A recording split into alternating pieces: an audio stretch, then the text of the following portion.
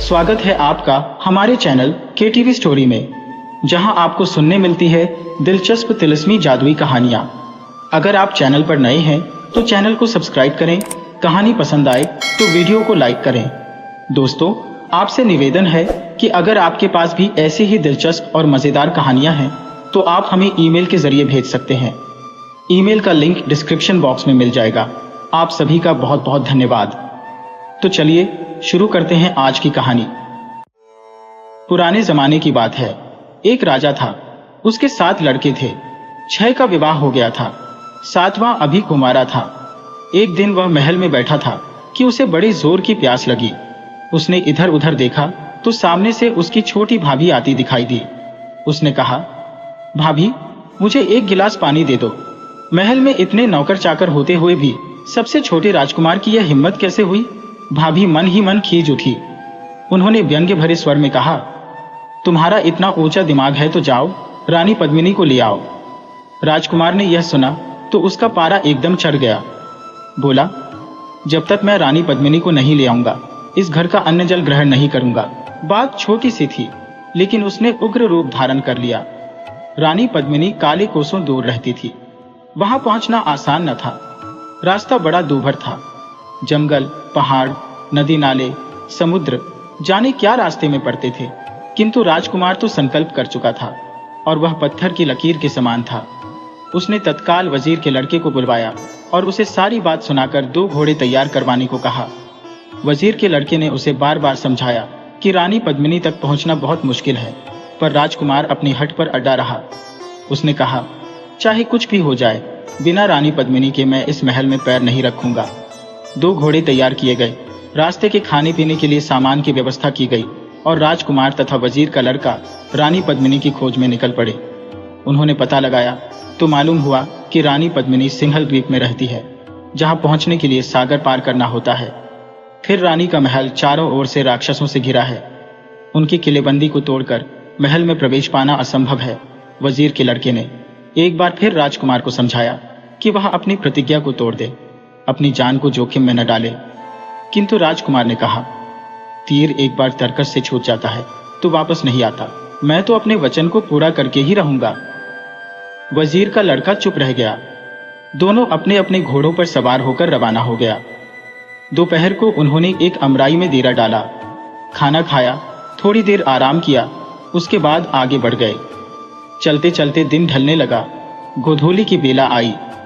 इसी समय उन्हें सामने एक बहुत बड़ा बाग दिखाई दिया। राजकुमार ने कहा, आज की रात इस बाग में बिताकर कल तड़के आगे चल पड़ेंगे। बाग का फाटक खुला था और वहां कोई चौकीदार या रक्षक नहीं था। वजीर के लड़के ने उधर निगाह डालकर कहा, मुझे तो यहाँ कोई खतरा दिखाई देता है। हम लोग यहाँ न रुककर आगे और कहीं रुकेंगे। राजकुमार हंस पड़ा। बोला, बड़े डरपोक हो तुम। यहाँ क्या खतरा हो सकता है? देखते नहीं कितना हरा भरा सुंदर बाग है। वजीर के लड़के ने कहा, आप माने ना माने, मुझे तो लग रहा है कि यहाँ कोई भेद छिपा है। राजकुमार ने उसकी एक न सुनी और अपने घोड़े को फाटक के अंदर बढ़ा दिया। बेचारा वजीर का लड़का भी उसके पीछे पीछे बाग में घुस गया। जो ही वे अंदर पहुंचे कि बाग का फाटक अपने आप बंद हो गया। राजकुमार और वजीर के लड़के को काटो तो खून नहीं। ये क्या हो गया? वजीर के लड़के ने राजकुमार से कहा, मैंने आपसे कहा था ना कि यहाँ ठहरना मुनासिब नहीं, पर आप नहीं माने। उसका नतीजा देख लिया। राजकुमार ने कहा, वह सब छोड़ो, अब यह सोचो कि हम क्या करें। वजीर का लड़का बोला, अब तो एक ही रास्ता है कि हम घोड़ों को यही पेड़ों से बांध दें और किसी घने पेड़ के ऊपर चढ़कर बैठ जाएं। देखिए आगे क्या होता है। दोनों ने यही किया। घोड़े पेड़ से बांधकर वे एक ऊंचे पेड़ पर चढ़ गए और चुपचाप बैठ गए। अंधकार फैल गया, सन्नाटा छा गया। राजकुमार को नींद आने लगी। तभी उन्होंने देखा कि हवा में उड़ता कोई चला आ रहा है। दोनों कांप उठे। हवा का वेग रुकते ही वह आकृति नीचे उतरी। उसकी शक्ल देखते ही दोनों को लगा कि वे पेड़ से नीचे गिर पड़ेंगे। वह एक परी थी। उसने नीचे खड़ी होकर अपने इर्द गिर्द देखा। तभी इधर उधर से कई परियां आ गईं। उनके हाथों में पानी से भरे बर्तन थे। उन्होंने वहां छिड़काव किया। वह पानी नहीं, गुलाब जल था। उसकी खुशबू से सारा बाग महक उठा। अब तो उन दोनों की नींद उड़ गई और वे आंखें गड़ाकर देखने लगे कि आगे वे क्या करती है। हवा में उड़ती एक परी आ रही थी। उसी समय कुछ परियां और आ गईं। उनके हाथों में कीमती कालीन थे। देखते देखते उन्होंने वे कालीन बिछा दिए। फिर जाने क्या किया कि वह सारा मैदान रोशनी से जगमगा उठा। अब तो इन दोनों के प्राण मुंह को आ गए। उस रोशनी में कोई भी उन्हें देख सकता था। उस जगमगाहट में उन्हें दिखाई दिया कि एक ओर से दूध जैसे फव्वारे चलने लगे हैं। पेड़ों की हरियाली अब बड़ी ही मोहक लगने लगी। जब वे दोनों असमंजस में डूबे उस दृश्यावली को देख रहे थे, आसमान से कुछ परियां एक रत्न जटिल सिंहासन लेकर उतरी और उन्होंने उस सिंहासन को एक बहुत ही कीमती कालीन पर रख दिया। सारी परियां मिलकर एक पंक्ति में खड़ी हो गईं। राजकुमार ने अपनी आंखें मली। कहीं वह सपना तो नहीं देख रहा था। वजीर का लड़का बार बार अपने को धिक्कार रहा था कि उसने राजकुमार की बात क्यों मानी, पर अब क्या हो सकता था। आसमान में गड़गड़ाहट हुई। दोनों ने ऊपर को देखा तो एक उड़न खटोला उड़ा आ रहा था। यह क्या? राजकुमार फुसफुसाया। वजीर के लड़के ने अपने होठों पर उंगली रखकर चुपचाप बैठे रहने का संकेत किया। उड़न खटोला धीरे धीरे नीचे उतरा और उसमें से सजी धजी एक परी बाहर आई। वह उन परियों की मुखिया थी। सारी परियों ने मिलकर उसका अभिवादन किया और बड़े आदर भाव से उसे सिंहासन पर आसीन कर दिया। थोड़ी देर खामोशी छाई रही। फिर मुखिया ने ताली बजाई। एक परी आगे बढ़कर उसके सामने खड़ी हो गई। मुखिया ने बड़ी शालीनता से कहा, जाओ उसको लाओ। जो आज्ञा, कहकर वह परी वहां से चल पड़ी और उसी ओर आने लगी जहां पेड़ पर राजकुमार और वजीर का लड़का बैठे थे। दोनों की जान सूख गई। वे अपने भाग्य में क्या लिखाकर आए थे कि ऐसे संकट में फंस गए। परी उसी पेड़ के नीचे आई और राजकुमार की ओर इशारा करके कहा, नीचे उतरो, हमारी राजकुमारी ने तुम्हें याद किया है। राजकुमार हिचकिचाया। उसकी हिचकिचाहट देखकर परी ने कहा, जल्दी उतर आओ, हमारी राजकुमारी आपकी राह देख रही है। कोई चारा नहीं था। राजकुमार नीचे उतरा और परी के साथ हो लिया। दोनों राजकुमारी के पास पहुंचे। राजकुमारी ने सरक कर सिंहासन पर जगह कर दी और कहा, आओ यहां बैठ जाओ। राजकुमार ने उसकी बात सुनी, पर उसकी बैठने की हिम्मत न हुई। राजकुमारी ने थोड़ी देर चुप रहकर कहा, तुम कौन हो? राजकुमार ने धीरे से कहा, मैं राजकर के राजा का बेटा हूं। तो तुम राजकुमार हो? राजकुमार ने मुस्कुराकर कहा। राजकुमार चुपचाप खड़ा रहा। राजकुमारी ने कहा, देखो, यहां से कोसों दूर हमारा राज है। मैं वहां की राजकुमारी हूं। बहुत दिनों से इंतजार कर रही थी कि कोई राजकुमार यहां आए। आज तुम आ गए। इतना कहकर राजकुमारी राजकुमार की ओर एकटक देखने लगी। राजकुमार को लगा कि वह बेहोश होकर गिर पड़ेगा, पर उसने अपने को संभाला। राजकुमारी की मुस्कुराहट और चौड़ी हो गई। बड़े मधुर शब्दों में बोली, तुम्हें मुझसे विवाह करना होगा। राजकुमार पर मानो बिजली गिरी। उसने कहा, यह नहीं हो सकता। क्यों? राजकुमारी ने थोड़ा कठोर होकर पूछा। इसलिए कि, राजकुमार ने कहा, मैं रानी पद्मिनी की तलाश में निकला हूं। मैंने प्रतिज्ञा की है कि जब तक वह नहीं मिल जाएगी, मैं अपने महल का अन्न जल ग्रहण नहीं करूंगा। ओह, यह बात है? राजकुमारी ने बड़े तरल स्वर में कहा, मैं नहीं चाहूंगी कि तुम अपनी प्रतिज्ञा को तोड़ो। प्रतिज्ञा बड़ी पवित्र होती है, उसे तोड़ना नहीं चाहिए। तुम अपनी प्रतिज्ञा पूरी करो, मैं उसमें तुम्हारी मदद करूंगी, पर एक शर्त पर। राजकुमार ने कहा, वह शर्त क्या है? राजकुमार बोली, पद्मिनी को लेकर तुम यहां आओगे और मेरे साथ शादी करके अपने राज्य को जाओगे। राजकुमार ने कहा, इसमें मुझे क्या आपत्ति हो सकती है? राजकुमारी थोड़ी देर मौन रही, फिर बोली, तुम सिंहल द्वीप पहुंचोगे कैसे? राजकुमार ने कहा, क्यों, उसमें क्या दिक्कत है? राजकुमारी हंसने लगी। हंसते हंसते बोली, तुम बड़े भोले हो। अरे, वहां पहुंचना हंसी खेल नहीं है। रास्ते में एक जादू की नगरी पड़ती है। सिंहल द्वीप का रास्ता वहीं से होकर जाता है। कोई भी तुम्हें अपने जादू में फंसा लेगा। तब? राजकुमार ने हैरान होकर कहा। राजकुमारी बोली, तुम उसकी चिंता न करो। यह लो, मैं तुम्हें एक अंगूठी देती हूं। तुम जब तक इसे अपनी उंगली में पहने रहोगे, तुम पर किसी का जादू असर नहीं करेगा। इतना कहकर राजकुमारी ने एक अंगूठी उसकी ओर बढ़ा दी। राजकुमार ने कहा, राजकुमारी, मैं तुम्हारा एहसान कभी नहीं भूलूंगा। राजकुमारी बोली, इसमें एहसान की क्या बात है? इंसान को इंसान की मदद करनी ही चाहिए। राजकुमारी एक अंगूठी उसे दे दी। तुम्हारी यात्रा सफल हो, तुम्हारी प्रतिज्ञा पूरी हो। राजकुमार ने उसका आभार मानते हुए सिर झुका दिया। रात बीतने वाली थी। राजकुमारी उठी और अपने उड़न खटोले पर बैठकर चली गई। परियों ने सारा सामान समेटा और वे भी अपनी अपनी दिशा को प्रस्थान कर गईं। राजकुमारी से विदा होकर राजकुमार डगमगाते पैरों से पर खुश खुश वहां आया जहां वजीर का लड़का बड़ी व्यग्रता से उसकी प्रतीक्षा कर रहा था। राजकुमार को सही सलामत लौट आया देखकर वजीर के लड़के की जान में जान आई। वह पेड़ पर से उतरा। राजकुमार ने उसे आप बीती सुनाकर कहा, देखो, कभी कभी बुराई में से भलाई निकल आती है। फिर दोनों ने अपने अपने घोड़े तैयार किए और उन पर सवार होकर चल पड़े। जैसे ही फाटक पर आए कि वह खुल गया, दोनों बाहर हो गए। राजकुमार ने चलते चलते कहा, यह तो पहला पड़ाव था, अभी तो जाने कितने पड़ाव और आएंगे। वजीर का लड़का गंभीर होकर बोला, यहां से तो हम राजी खुशी निकल आए, पर आगे हमें होशियार रहना चाहिए। वे लोग उस जादुई बाग से कुछ ही दूर गए होंगे कि आसमान में काले काले बादल घिर आए। खूब जोर की वर्षा होने लगी। वे एक घर में रुक गए। दोनों रात भर के जगे थे। राजकुमार लेट गया और गहरी नींद में सो गया। वजीर के लड़के को नींद नहीं आई। वह बैठा रहा। अचानक देखता क्या है कि बराबर के कमरे से एक काला नाग आया। यह उसी का घर था। अपने घर में उन अजनबी आदमियों को देखकर वह गुस्से से आग बबूला हो गया। बड़ी जोर की फुफकार मारकर वह राजकुमार की ओर बढ़ा। राजकुमार तो बेखबर सो रहा था। वजीर के लड़के ने म्यान से तलवार निकालकर सांप पर वार किया और उसके 2 टुकड़े कर डाले। फिर तलवार से उसे एक कोने में पटक दिया। बाहर अब भी पानी पड़ रहा था। वजीर का लड़का उठकर घर के दरवाजे पर आ खड़ा हुआ। थोड़ी देर बाहर का नजारा देखता रहा।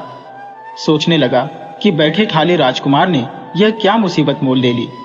अच्छा होगा कि अब भी उसका मन फिर जाए और हम वापस लौट जाएं। पर वह राजकुमार को जानता था। वह बड़ा हट्टी था।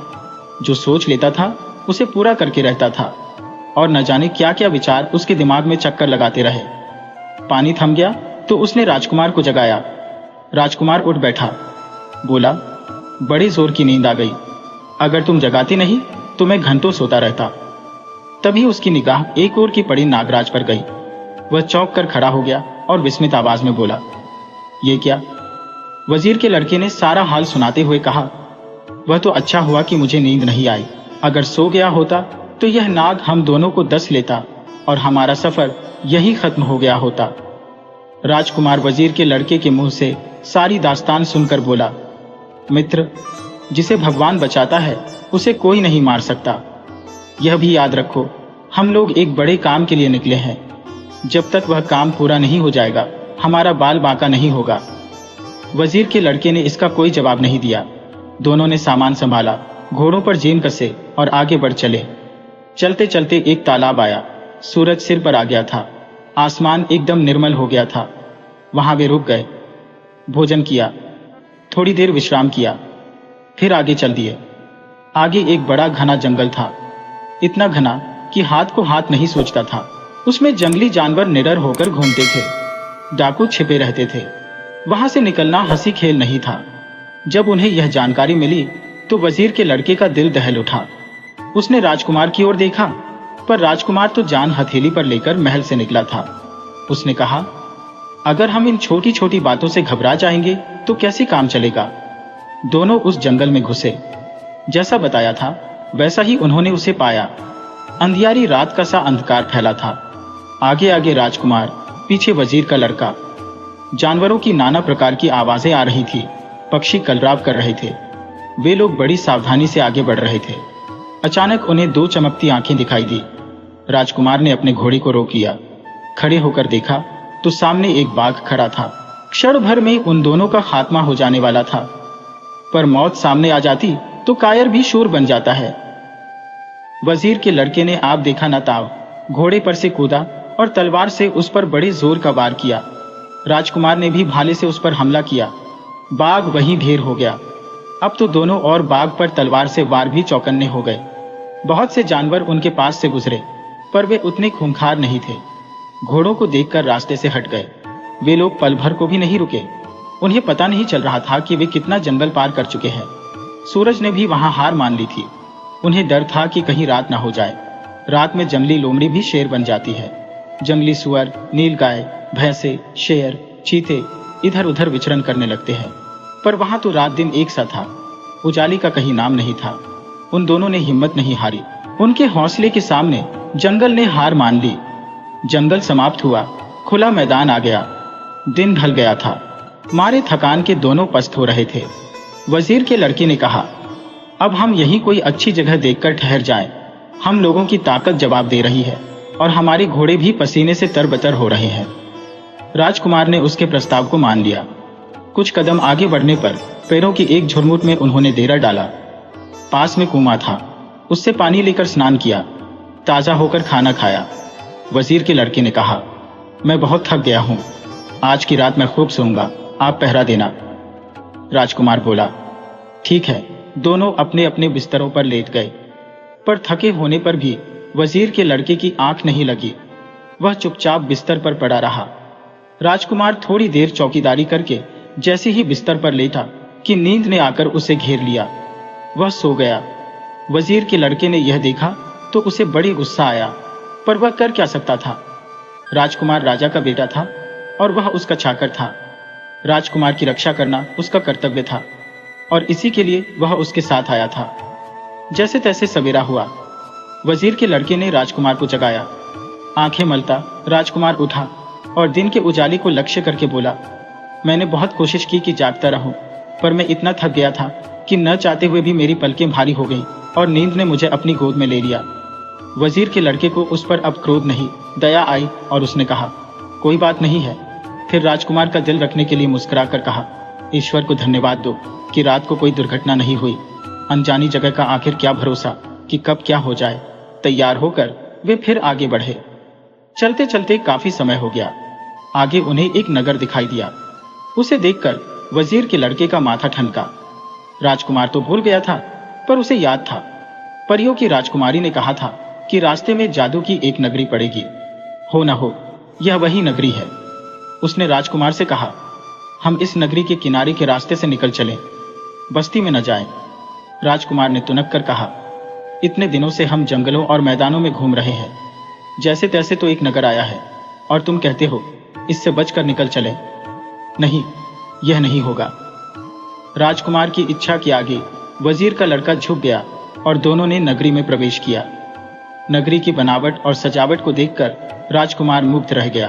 बोला, वाह, ऐसी नगरी को देखने के आनंद से तुम वंचित होना चाहते थे। ऐसे घर, ऐसे महल, ऐसे बाग बगीचे कहाँ देखने को मिलते हैं।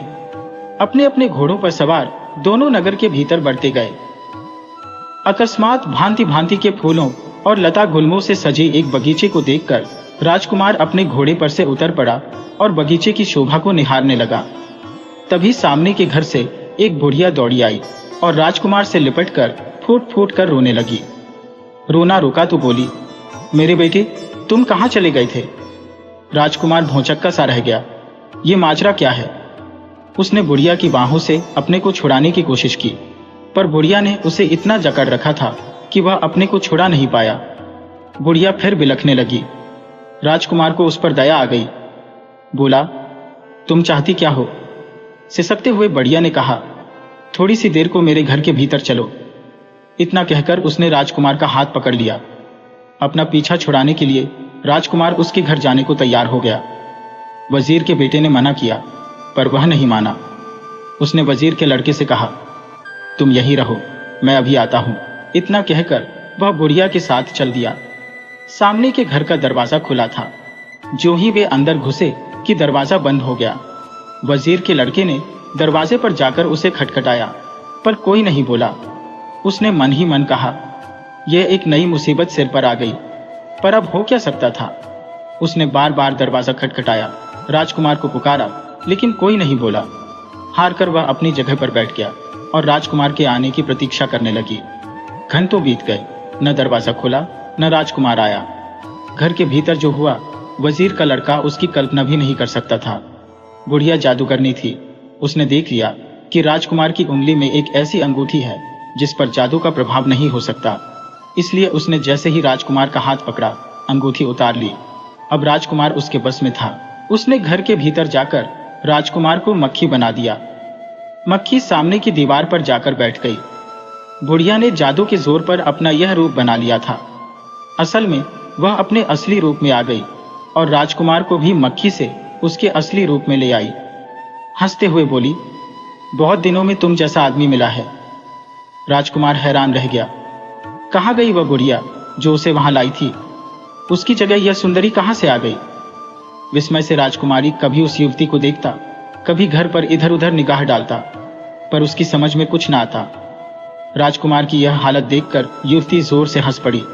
बोली, घबराते क्यों हो? मैं तुम्हारा कुछ भी बिगाड़ नहीं करूंगी।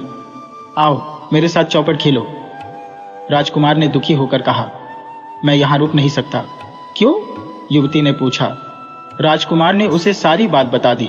बोला, मुझे जल्दी से जल्दी सिंहल द्वीप पहुंचकर रानी पद्मिनी से मिलना है। ठीक है। युवती ने उसकी ओर मुस्कुराकर देखा। पर तुम वहां पहुंचोगे कैसे? राजकुमार रानी पद्मिनी के चारों ओर की नाकेबंदी की बात सुन चुका था, फिर भी उसने अनजान बन कहा, क्यों? युवती बोली, पहले तो तुम सिंहल द्वीप पहुंच ही नहीं पाओगे।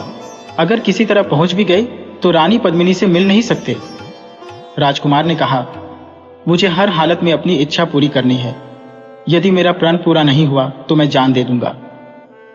युवती करुणा से भरकर बोली, नहीं, उसकी नौबत नहीं आएगी। मैं तुम्हें एक काला और एक सफेद बाल देती हूं। काले बाल को जलाओगे तो पिशाचों की फौज आ जाएगी, सफेद बाल को जलाओगे तो देवों की फौज आ जाएगी। वे तुम्हारी हर तरह से मदद करेंगे, जो कहोगे वही करेंगे। राजकुमार के खोए प्राण आए। उसने उस युवती का आभार मानना चाहा, पर उसके मुंह से शब्द नहीं निकले, चुप रहा। युवती बोली, मेरी एक शर्त तुम्हें माननी होगी। वह क्या? राजकुमार ने उत्सुकता से पूछा। युवती ने गंभीर होकर पूछा, तुम पद्मिनी को लेकर जब लौटोगे तो मुझे भी साथ ले जाओगे? तुम्हारी यह शर्त मुझे मंजूर है। राजकुमार ने बड़े सहज भाव से कहा। युवती बोली, मैं जानती हूं कि तुम्हारे भीतर कितनी आग धधक रही है। मैं तुम्हें रोकूंगी। उसे बीच में ही रोककर राजकुमार ने कहा, मेरा मित्र बाहर बहुत बेचैन हो रहा होगा, अब तुम मुझे जाने दो। मुझे भी साथ ले चलो। बड़ी शरारत भरी आवाज में युवती बोली, मैं तुम्हें इस घर में अधिक दिन नहीं रखूंगी। बस आज की रात, सिर्फ आज की रात तुम मेरे साथ चौपड़ खेल लो। राजकुमार राजी हो गया। रात भर उसके साथ चौपड़ खेलता रहा। उसने युवती को बार बार हराया, पर हराकर युवती व्यथित नहीं हुई। उसे पता चला कि राजकुमार की बुद्धि कितनी प्रखर है। सवेरा होने से पहले युवती ने उसे एक डिब्बी में 2 बाल दिए और उसकी अंगूठी लौटा दी। बोली, जाओ, रास्ता कठिन जरूर है पर तुम्हें सफलता मिलेगी। उसने बड़े प्यार से राजकुमार को विदा किया और उसके जाने के लिए दरवाजा खोल दिया। उस एक रात में वजीर के लड़के की जो हालत हो गई थी, उसे वही जानता था। उसे लग रहा था कि अब राजकुमार अंदर ही फंसा रहेगा, बाहर नहीं आएगा। पर सहसा दरवाजा खुला और राजकुमार बाहर आता दिख पड़ा तो वह अपनी आंखों पर विश्वास नहीं कर सका। उसका जी भर गया। वह दौड़कर राजकुमार से लिपट गया और बच्चों की तरह फूट फूट कर रोने लगा। राजकुमार ने उसे ढांढस बंधाया। बोला, मित्र, घबराने की जरूरत नहीं है। जो होता है अच्छा ही होता है। इसके बाद उसने जादू करने की पूरी कहानी उसे कह सुनाई। बोला, मैं तो मानता हूं कि आदमी का इरादा पक्का हो तो उसे कामयाबी मिलकर ही रहती है। उसके रास्ते में बाधाएं आती हैं, पर वे दूर हो जाती हैं। वजीर के लड़के ने कहा, आप सही कहते हो, साधना के बिना सिद्धि नहीं मिलती। अब उन्होंने फिर आगे का रास्ता पकड़ा। उस नगरी से निकलकर अब वे खुले मैदान में थे। इधर उधर खेतों में फसल उग रही थी। लोग अपने अपने काम में लगे थे। वे लोग चलते गए। रास्ते में खेत खलिहानों के अलावा कहीं कहीं हरे भरे बाग बगीचे मिलते, कहीं नदी नाले, पर उन सबको पार करते हुए निर्विघ्न बढ़ते ही गए। रात होने से पहले उन्हें एक आश्रम मिला। उस आश्रम के बाहर एक साधु बैठे थे। सिर पर बड़ी जटाएं, लंबी दाढ़ी, घनी मूछें, भरा पूरा चेहरा। राजकुमार का मन हुआ कि रात को वहीं ठहर जाए। उसने अपने साथी से सलाह की तो वह भी राजी हो गया। राजकुमार ने तब साधु के पास जाकर कहा, हम मुसाफिर हैं, बहुत दूर से आ रहे हैं। यदि आपकी अनुमति हो तो रात को यहां ठहर जाए, सवेरे चले जाएंगे। साधु बोले, ये तो आश्रम है, हर कोई यहां रुक सकता। तुम आराम से ठहरो और जब तक मन करे हमारे साथ रहो। राजकुमार को यह सुनकर बड़ी खुशी हुई। उन्होंने घोड़ों को वहीं बांध दिया और आश्रम के एक कमरे में बिस्तर लगाया। खा पीकर जब बैठे तो साधु महाराज भी वहीं आ गए। बातें होने लगी। साधु बाबा बहुत पहुंचे हुए व्यक्ति थे। जब वह बोलते थे ऐसा प्रतीत होता था मानो उनके मुख से फूल झड़ रहे हो।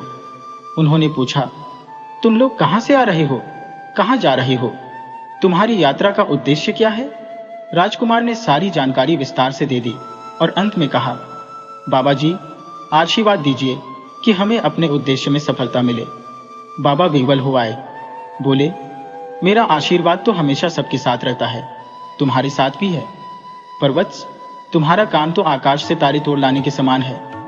इतना कहकर बाबा चुप हो गए। फिर बोले, पर मेरे यहां से तुम खाली हाथ नहीं जाओगे। मैं तुम्हें एक ऐसी भभूत दूंगा जिसे खाकर तुम सबको देख सकोगे, पर तुम्हें कोई नहीं देख सकेगा। बाबा उठकर गए। लौटे तो उनके हाथ में भभूत थी। उसे राजकुमार को सौंपते हुए बोले, इसे संभाल कर रखना और किसी को मालूम मत होने देना। राजकुमार ने बाबा का आशीर्वाद मानते हुए भभूत ले ली। अब तो धीरे धीरे पद्मिनी की नाकेबंदी को भेदने का रास्ता साफ होता जा रहा था। बाबा कह रहे थे, जीवन में अपना उद्देश्य ऊंचा रखो और उसे प्राप्त करने के लिए पूरे साहस से काम लो। ये जीवन प्रभु ने हमें बड़े बड़े काम करने के लिए ही दिया है। जिनके सामने कोई ऊंचा ध्येय नहीं होता, वे छोटी छोटी चीजों में फंसे रहकर अपनी जीवन यात्रा पूरी कर देते हैं। बाबा ने भभूत की डिब्बी उसे दी।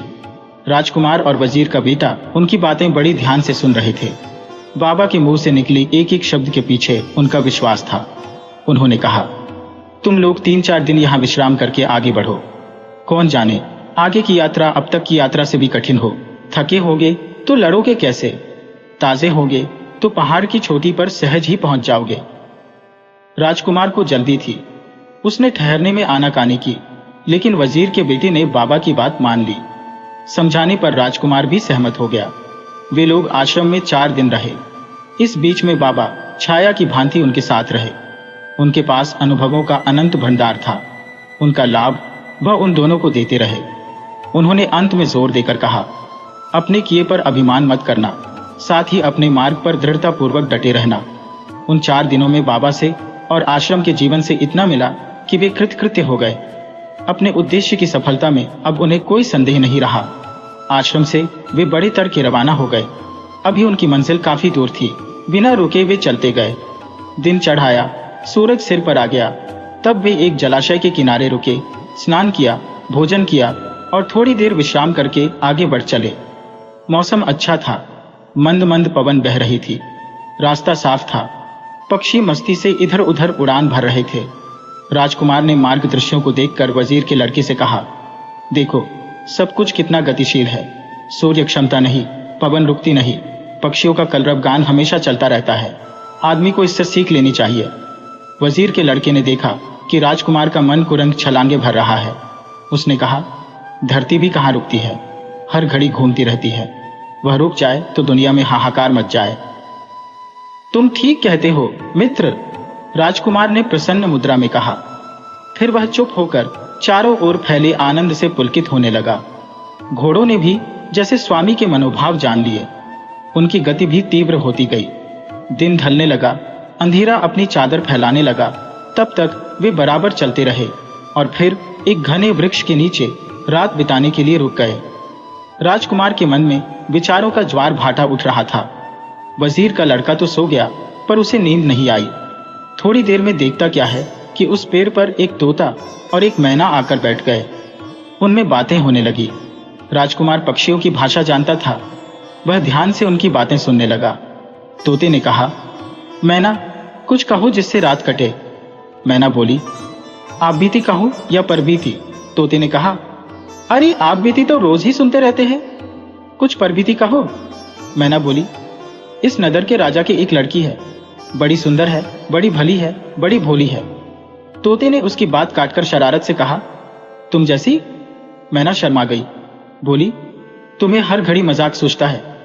तोते ने कहा, अच्छा अपनी बात कहो। मैना बोली, राजकुमारी बहुत दिनों से बीमार है। दुनिया भर के वैद्य डॉक्टर उसका इलाज कर चुके हैं, पर वह ठीक नहीं होती। बेचारा राजा परेशान है, उसके वही अकेली औलाद है। तोते ने कहा, यह तो बड़ी हैरानी की बात है। हैरानी की बात तो है ही, मैना ने व्यथित स्वर में कहा।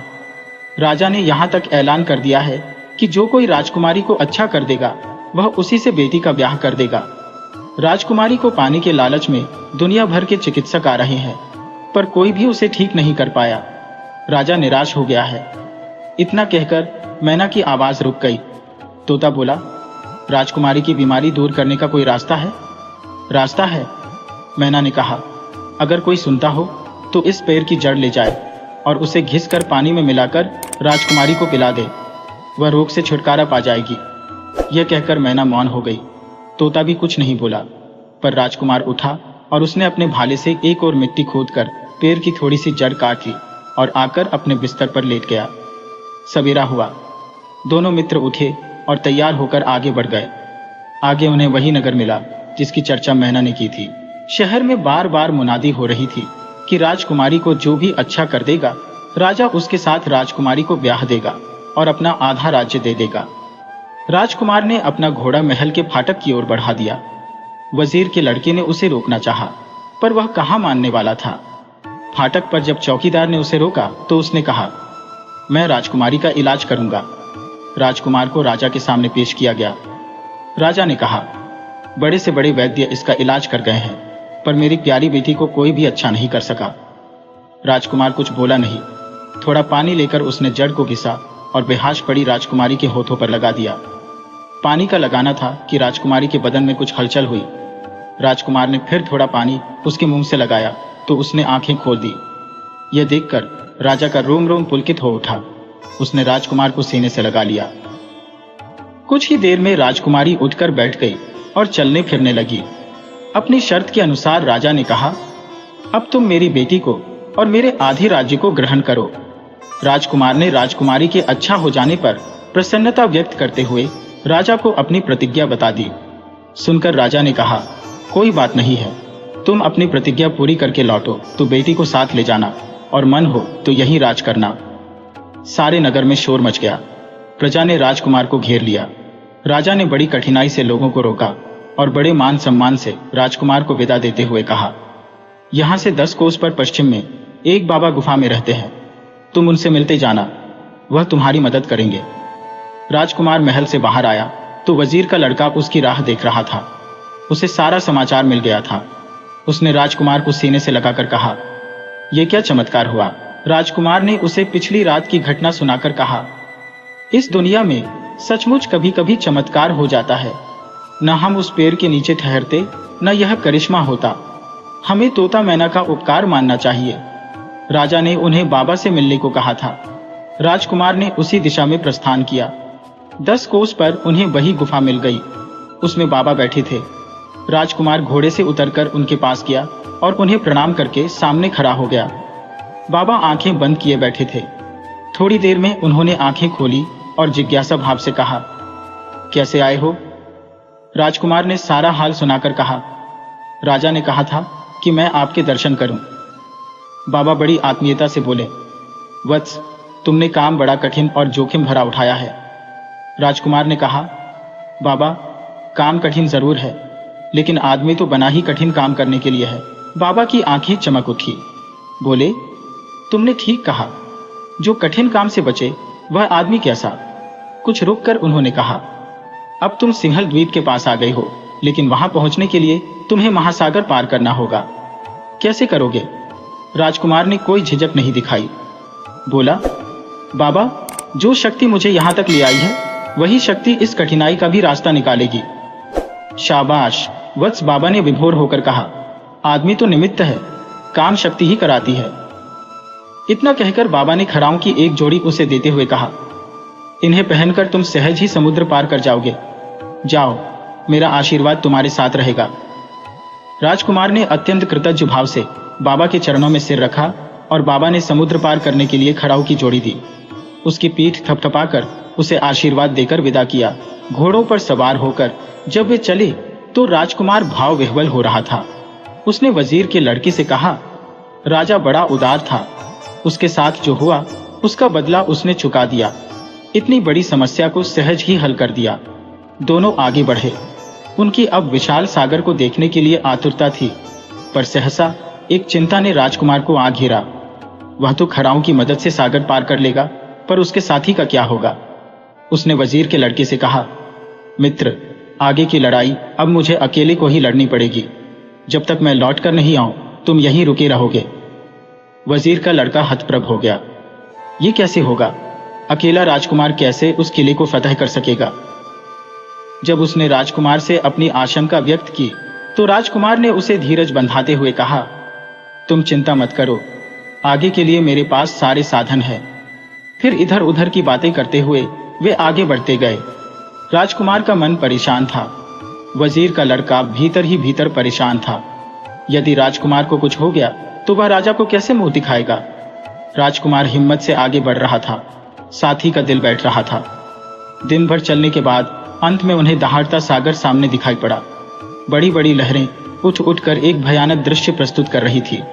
तट पर पहुंचकर दोनों घोड़ों से उतर पड़ी और निर्निमेष नेत्रों से सागर की विशाल जलराशि को देखने लगे।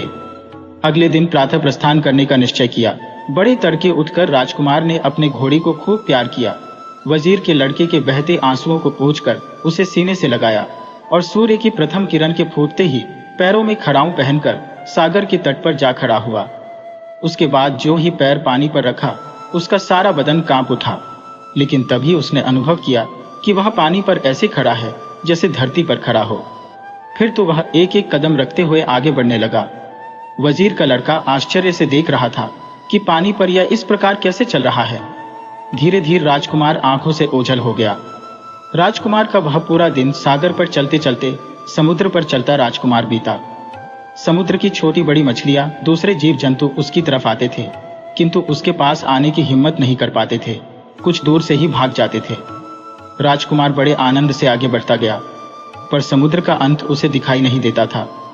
पूरा दिन और पूरी रात उसने चलते चलते बिताई। अगला दिन आया तब उसे सागर का किनारा दिख पड़ा। वही था सिंहल द्वीप, जिसमें पद्मिनी को पाने के लिए वह घर से निकला था। उस भूमि को देखकर उसे रोमांच हो आया, लेकिन दूर से ही उसने देखा कि काले काले खूंखार राक्षस द्वीप की रक्षा के लिए खड़े हैं। राजकुमार ने भभूत की डिब्बी खोली और एक चुटकी भभूत मुंह में डाल ली। अब वह सबको देख सकता था। वह बेधड़क राक्षसों के बीच पहुंच गया। राक्षस बड़े ही डरावने थे। उनके रंग रूप और चेहरों को देखकर रोंगटे खड़े हो जाते थे। उनके हाथों में हथियार देखकर प्राण सूख जाते थे। राजकुमार उस सब को देखकर सकपका रहा था, हालांकि उसे पता था कि कोई भी उसे देख नहीं पा रहा है। राजकुमार ने निश्चय किया कि वह पहले शहर का एक चक्कर लगा ले, शहर को समझकर फिर आगे का कार्यक्रम तय करे।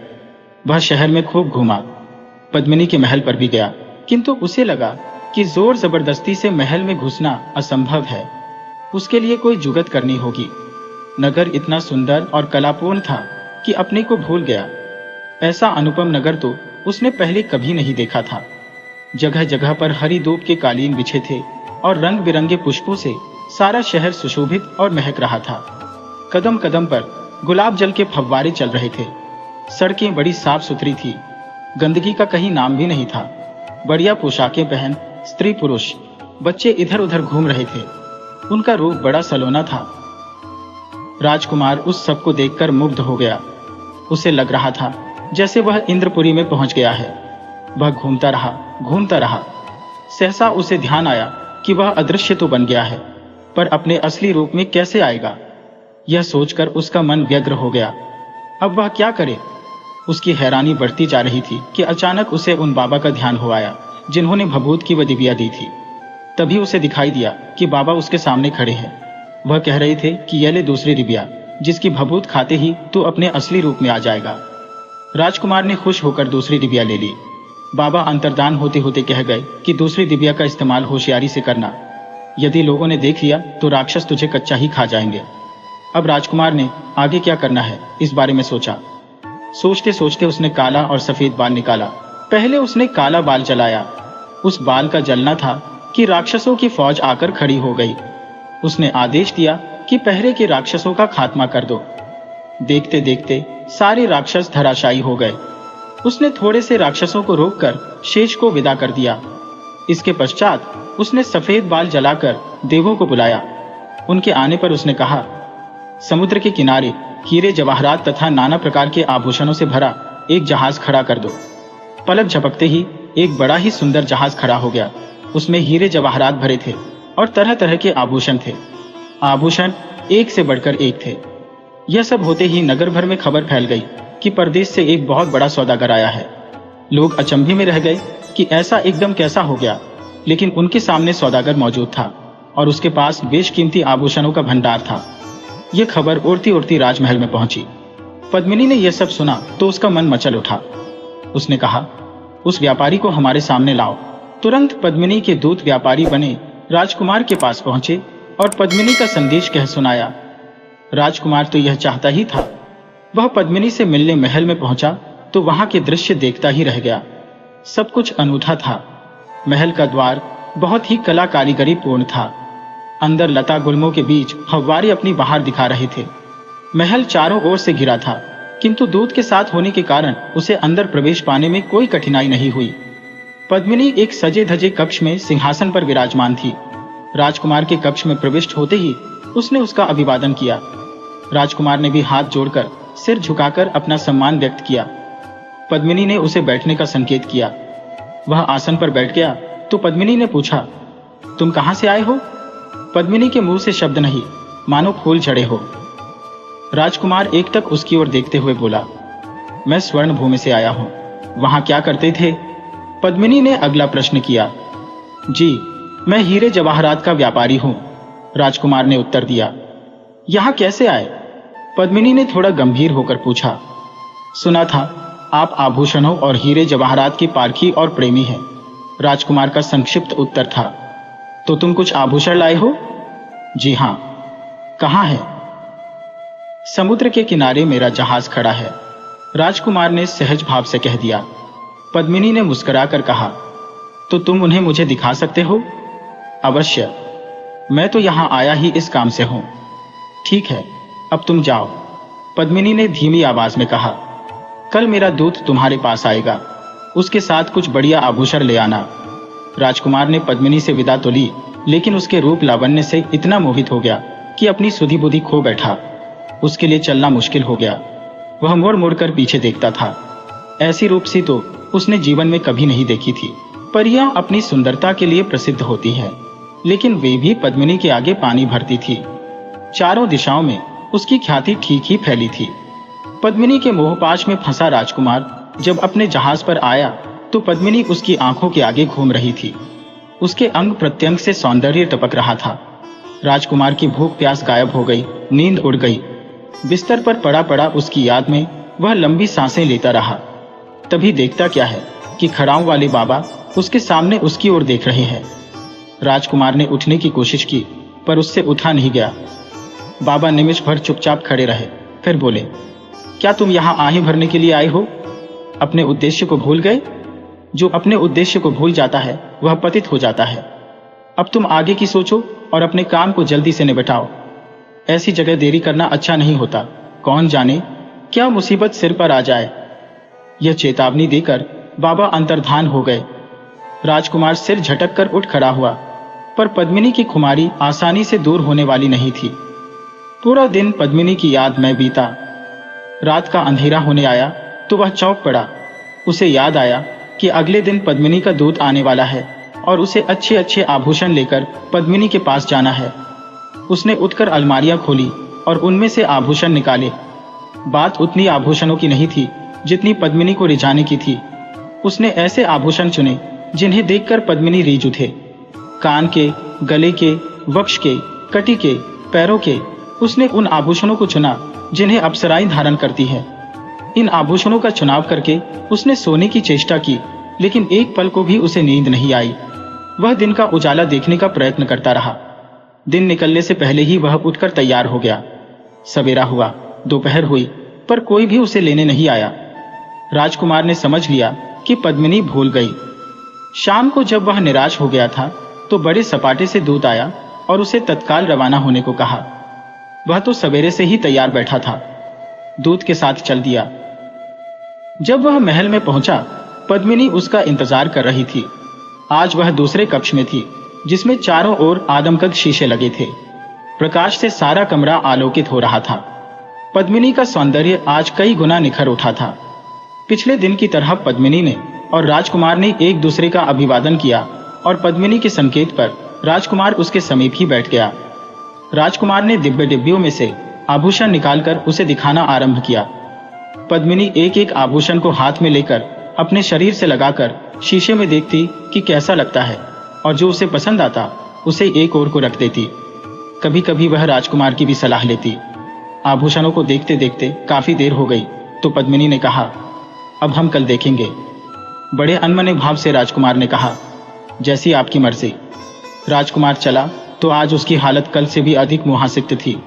आज उसने पद्मिनी के जिस रूप की झांकी पाई थी वह तो अलौकिक था। उसकी आंखें चौंधिया रही थी। आज एक नई कल्पना ने उसके मन मस्तिष्क को झकझोर डाला था। कुछ ही समय में वह उसे वहां से ले जाएगा। तब उसके अनुपम सौंदर्य के भार को वह कैसे वहन कर पाएगा। वह राजकुमार है, इतने बड़े राज्य के राजा का पुत्र है, किंतु कहां राजगढ़ का राज्य और कहां सिंहल द्वीप की इस अपूर्व सुंदरी का वैभव। दोनों में जमीन आसमान का अंतर था। पर उठा कदम अब वापस तो लिया नहीं जा सकता था। विचारों के अथाह सागर में डूबता उतरता राजकुमार अपने जहाज पर आया। वह हाल बेहाल हो रहा था। भूख, प्यास, नींद सब उससे रूठ गई थी। वह बिस्तर पर पड़ा रहा। उसकी हालत सन्निपात के रोगी के समान हो रही थी। वह अपने से ही बात करता था, पर उसके शब्द अस्पष्ट थे। कभी उसकी आवाज तेज हो जाती थी, कभी मंद पड़ जाती थी। राजकुमार स्वयं हैरान था कि उसे क्या हो गया है।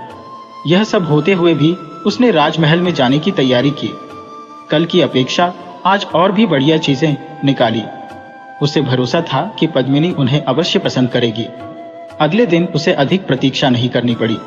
जल्दी ही पद्मिनी का दूत आ गया और वह दोपहर होने से पहले ही महल में पहुंच गया। पद्मिनी इन आभूषणों को देखकर चकित रह गई। ऐसे आभूषण उसने पहले कभी नहीं देखे थे। उनमें से उसने ढेर सारे पसंद कर लिए। जब वह उन्हें लेने लगी तो उसने देखा कि वे अधूरे हैं। जोड़ीदार आभूषणों में से अधिकांश एक एक थे। पद्मिनी ने पूछा, ये क्या है? राजकुमार ने उत्तर दिया, अभी तो जहाज पर आभूषणों का भंडार भरा पड़ा है। मैंने सोचा कि आप जब अपनी पसंद पूरी कर लेंगी तब उनकी जोड़ियां पूरी कर दूंगा। पद्मिनी ने खींचकर कहा, यह तुमने क्यों सोचा? राजकुमार ने कहा, इसलिए कि मेरी इच्छा थी कि आप एक बार आभूषणों के सारे भंडार को देख लें। अगर आपको आपत्ति न हो तो एक बार स्वयं जहाज पर जाकर पूरे भंडार को देख लें। इस सुझाव पर राजकुमारी थोड़ा सोच में पड़ी। अंत में उसने राजकुमार की बात मान ली और वह जहाज पर जाने को राजी हो गई। इसके बाद राजकुमार पद्मिनी से छुट्टी लेकर अपने जहाज पर लौट आया। नियत समय पर पद्मिनी जहाज पर आई। वहां आभूषणों का अथाह भंडार था।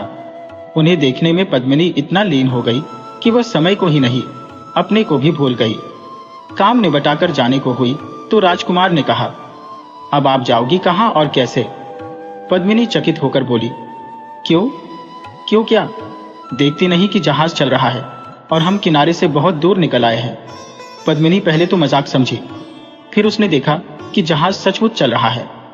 मारे गुस्से के उसका चेहरा तमतमा उठा। उत्तेजित होकर बोली, तुमने मेरे साथ छल किया है, इसकी तुम्हें सजा मिलेगी। राजकुमार हंस पड़ा, बोला, पद्मिनी जी, हम सिंहल द्वीप की सीमा से बहुत दूर निकल आए हैं। पद्मिनी को लेकर जहाज चल पड़ा। पद्मिनी मछली की तरह तड़फड़ाने लगी। उसके चेहरे का रंग फीका पड़ गया। राजकुमार ने कहा, घबराओ नहीं, मैं राजगढ़ का राजकुमार हूं। इसके बाद उसने पद्मिनी को शुरू से लेकर आखिर तक की सारी कहानी सुनाई। फिर बोला, तुम्हें पाने के लिए मुझे बड़े पापड़ बेलने पड़े हैं। उस कहानी को सुनकर पद्मिनी का संताप काफी हद तक दूर हो गया। बोली, इसके लिए इतना कपट करने की क्या जरूरत थी? कपट नहीं किया होता तो क्या तुम राजी से आ जाती? पद्मिनी ने इसका उत्तर नहीं दिया, पर जो होना था वह हो चुका था। अब उसके सामने बचने का कोई रास्ता नहीं था। भाग्य के साथ समझौता करने के अलावा अब और क्या हो सकता था? आहत हिरनी की तरह वह राजकुमार के पास आ बैठी। जहाज तेजी से आगे बढ़ रहा था। पद्मिनी आवेश और आवेग से थक कर चूर हो गई थी। उसे सूझ नहीं रहा था क्या करे। मन उसका इतना अस्थिर हो रहा था कि एकाग्र भाव से कुछ सोच भी नहीं पा रही थी। इतने में जहाज बड़े जोर से इधर उधर होने लगा। पद्मिनी ने भयभीत होकर राजकुमार की ओर देखा। राजकुमार ने उसे सांत्वना देते हुए कहा, घबराने की कोई बात नहीं है। समुद्री तूफान आ गया है, थोड़ी देर में शांत हो जाएगा। तूफान का वेग बढ़ता गया। बड़ी बड़ी लहरें उठकर जहाज से टकराने लगी। जहाज डगमगाने लगा। किसी आसन्न खतरे की आशंका से वह राजकुमार से लिपट गई। राजकुमार ने धीरे धीरे उसकी पीठ थपथपाई और उसे भरोसा दिया कि उनका कुछ नहीं बिगड़ेगा। फिर हंसकर राजकुमार बोला, अब तुम्हें परेशान होने की जरूरत नहीं है। तुम्हारी रक्षा की जिम्मेदारी अब तुम्हारी नहीं, मेरी है। राजकुमार उसे दुलारता रहा। तूफान का वेग धीरे धीरे शांत होता गया।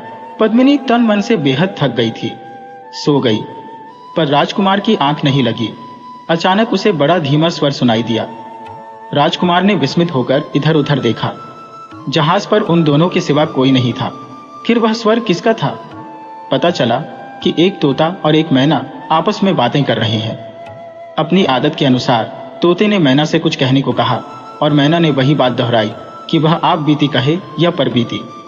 तोता बोला, कुछ आप बीती कहो, कुछ पर बीती। मैना ने कहा, कल मेरी जान बाल बाल बची। तोते ने व्यग्र होकर पूछा, क्या हुआ? मैना बोली, क्या कहूं, जमाना बड़ा खराब हो गया है। आदमी ने हमारा जीना हराम कर दिया है। हम उसका कुछ भी नहीं बिगाड़ते, फिर भी वह हमारी जान लेने पर तुला रहता है। कल मैं एक पेड़ पर बैठी थी कि किसी आदमी ने मुझ पर जानलेवा हमला किया। वह तो पेड़ के पत्तों और टहनियों ने मुझे बचा लिया, नहीं तो जान जाने में कुछ कसर नहीं रही थी। तोते के मुंह से एक दीर्घ निश्वास छूटा, फिर फुसफुसाया, जाको राखे साया, मार सकिए न कोई। मैना ने कातर होकर कहा, मर भी जाते तो क्या, अब मेरे लिए रोने वाला कौन है? बच्चे बड़े होकर जाने कहाँ चले गए, अकेली जान रह गई है। मैना सिसकने लगी। तोते ने कहा, मैना इतना दुखी क्यों होती हो? जिसका कोई नहीं होता उसका भगवान होता है। फिर कुछ चुप रहकर बोला, अब कुछ पर बीती कहो। मैना ने कहा, क्या कहूं, चारों तरफ दुख है। इस जहाज पर दो बड़े प्यारे लोग हैं, लेकिन हाय। मैना एकदम खामोश हो गई। फिर उसने कहा, इनकी सांसें गिनी चुनी है, बेचारे। तोता व्यथित हो उठा, बोला, रुक रुक कर क्यों बोलती हो? साफ साफ कहो कि इन्हें क्या होने वाला है। मैना ने कहा, सवेरे यह जहाज किनारे लग जाएगा, वहां वजीर का लड़का मिल जाएगा। उसने इन दोनों के ठहरने की व्यवस्था एक घर में की है। इनके ठहरने के कुछ ही देर बाद घर ढह जाएगा, दोनों उसमें दब जाएंगे। तोते ने व्यथित होकर कहा, यह तो बड़ा बुरा होगा मैना। अभी इन बेचारों ने दुनिया में देखा ही क्या है? क्या इनके बचने का कोई उपाय नहीं है? है, बोली, ये वजीर के लड़के की बात न माने और उस घर में न ठहरे। अगर कोई सुनता हो तो गांठ बांध ले कि अगर ये उस घर में ठहरे तो इनके प्राण किसी भी हालत में नहीं बचेंगे। तोते ने पूछा, उसके बाद तो खैरियत है ना? और मैना ने कहा, कहावत है कि मुसीबत कभी अकेली नहीं आती। इनकी मुसीबत यही खत्म नहीं हो जाती। ये जहां ठहरेंगे वहां भी एक मुसीबत इनका पीछा कर रही है। वह क्या? तोते ने अधीर होकर पूछा। मैना बोली, सवेरे उठकर राजकुमारी जैसे ही अपने जूते में पैर डालेगी, उसने बैठा सांप उसे काट लेगा। तोते के मुंह से निकला, हे भगवान। उसने आहत होकर पूछा, क्या उससे बचने का कोई रास्ता नहीं है? मैना बोली, रास्ता सब चीजों का होता है। यदि कोई सुनता हो तो राजकुमारी से पहले उठे और सांप को मारकर निकाल ले। वहां से बचने के बाद तो फिर को कोई बाधा नहीं है। तोते ने पूछा, एक बाधा और है। मैना ने कहा, एक बाधा और है। मैना ने कहा, वह क्या? ये दोनों एक उड़न खटोले में बैठेंगे। मैना बोली, वह उड़न खटोला ऊपर जाकर खराब हो जाएगा और नीचे आ गिरेगा, उसमें ये दोनों मर जाएंगे। तोते ने कहा, तुम्हारी ये बातें सुन सुनकर मेरा दिल बैठा जा रहा है। जल्दी से बताओ कि इस आफत से बचने का कोई मार्ग है। मैना ने कहा, अगर कोई सुनता हो तो वह इन्हें उड़न खटोले में न बैठने दे। इन सब बाधाओं से पार जाने पर इनकी जिंदगी में आनंद ही आनंद है। तोते ने चैन की सांस ली। राजकुमार मैना की एक एक बात बड़े ध्यान से सुन रहा था। अपने ऊपर आने वाली आपदाओं से वह सिहर उठा, पर बचने के उपाय जानकर उसे खुशी हुई। उसने मन ही मन मैना का उपकार माना। सवेरा होने में अब देर नहीं था। दोनों पक्षी उड़ गए। किनारा भी तो अब दूर नहीं था। जब जहाज किनारे आकर लगा तो राजकुमार ने देखा कि वजीर का लड़का वहां उपस्थित था। राजकुमार ने पद्मिनी से उसका परिचय कराते हुए कहा, यह मेरा साथी है। सागर की यात्रा आरंभ करने तक मेरे दुख सुख में इसने बराबर मेरा साथ दिया। वजीर का लड़का पद्मिनी को देखकर गदगद हो गया। उस दिन वहीं रहने के लिए उसने एक भवन की व्यवस्था कर रखी थी। वहां पहुंचने पर राजकुमार को मैना की बात याद आ गई राजकुमार ने कहा, हमें यहाँ नहीं ठहराना, और कोई भवन देखो। वजीर के लड़के ने कहा, आपके आने से पहले मैं यहाँ के सारे भवन देख चुका हूँ, ये सबसे अच्छा है। पर राजकुमार ने उसकी एक न सुनी। वजीर के लड़के ने दूसरे भवन की खोज की। दूसरा भवन उस भवन के पास ही मिल गया। वे लोग उसमें ठहर गए। बड़ी देर तक राजकुमार उसे अपनी कहानी सुनाता रहा। फिर वे सो गए। आधी रात के बाद जोर की गड़गड़ाहट हुई। वजीर का लड़का उठकर बाहर आया तो देखा पहला भवन गिरकर मिट्टी में मिल गया है। उसने राजकुमार की दूरंदेशी की भूरी भूरी प्रशंसा की।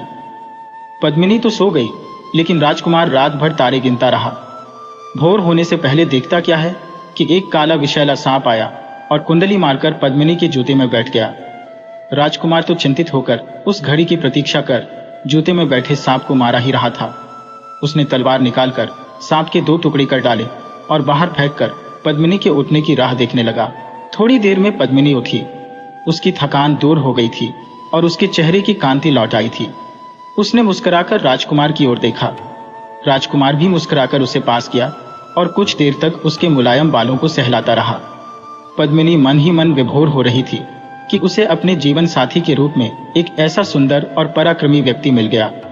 वजीर के लड़के ने आगे की यात्रा उड़न खटोले से करने का विचार किया और एक उड़न खटोला मंगवा भी दिया, लेकिन राजकुमार ने उसमें बैठने से साफ इनकार कर दिया। वजीर के लड़के को बड़ा बुरा लगा, पर राजकुमार के आगे उसकी एक न चली। वे घोड़ों पर सवार होकर ही आगे बढ़े।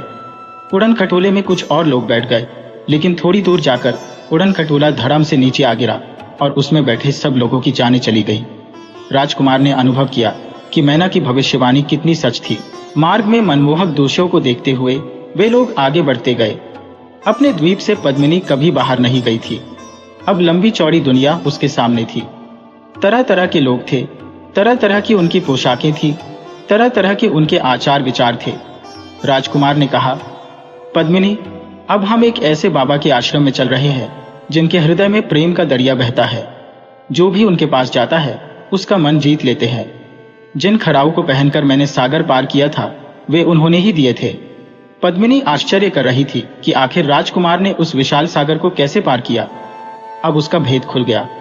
पद्मिनी ने कहा, राजकुमार, संत लोग मोह माया से परे होते हैं, लेकिन कोई कोई संत ऐसे भी होते हैं जो लोगों के दुख दर्द को अपने ऊपर ले लेते हैं। कहते कहते पद्मिनी के भीतर जैसे करुणा का स्रोत फूट पड़ा। उसने उसकी वाणी को अवरुद्ध कर दिया। बाबा का आश्रम अब कुछ दूरी पर था। राजकुमार ने कहा, हमें देर भले ही हो जाए, पर हम रुकेंगे बाबा के आश्रम में ही। रास्ता काटने के लिए राजकुमार पद्मिनी को अच्छे अच्छे किस्से सुनाता रहा। वह उन्हें ध्यान से सुनती रही। अंत में आसमान जब टिमटिमाते तारों से जगमगा उठा, वे आश्रम में पहुंच गए। बाबा कई दिन से उनकी राह देख रहे थे। इतनी देर कैसे हो गई, यह सोचकर उनका मन व्याकुल हो उठता था। राजकुमार को पद्मिनी के साथ सामने देखकर उनका हृदय हर्ष से पुलकित हो उठा। उन्होंने बड़ी ममता से उनका स्वागत किया और आश्रम के सर्वोत्कृष्ट कक्ष में उन्हें ठहराया। उस कक्ष में कोई दीवार नहीं थी। हरी भरी वल्लरियों ने एक दूसरे से लिपटकर उस कक्ष का निर्माण किया था। पद्मिनी उस कक्ष को देखकर रोमांचित हो उठी। बाबा ने बड़े प्यार से कहा, तुम लोग बड़ा सफर करके आए हो, थक गए होंगे, कुछ खा पी लो और आराम से सो जाओ। रात बढ़ती जा रही थी, अंधकार गाढ़ा हो रहा था, पर उस घने अंधेरे में भी आश्रम की आत्मा अपनी माधुरी बिखेर रही थी। आश्रम के अंतेवासियों ने अपने शाही मेहमानों के लिए नाना प्रकार के व्यंजन तैयार कर दिए थे। बड़े उल्लास के वातावरण में मेहमानों ने आश्रम का प्रसाद पाया। प्रत्येक वस्तु इतनी स्वादिष्ट थी कि राजकुमार और पद्मिनी ने अनुभव किया मानो वह किसी देवलोक में आए हो। बाबा बराबर उनके नीचे रहे और उन्हें पुलकित देखकर स्वयं आनंद विभोर होते रहे। पद्मिनी ने कहा, मैं तो सोच भी नहीं सकती थी कि यहाँ जंगल में इस प्रकार मंगल होगा, पर संतों की महिमा को कौन जानता है। यह सुनकर बाबा से चुप नहीं रहा गया। बोले, पद्मिनी, आनंद भीतर की चीज है। जब आदमी का अंतर प्रमुदित होता है तो बाहर सब कुछ हरा भरा दिखाई देता है। पद्मिनी ने सिर हिलाकर बाबा के कथन को स्वीकृति दी। प्रसाद ग्रहण करने के बाद सब सो गए। बाबा ब्रह्म मुहूर्त में उठ गए।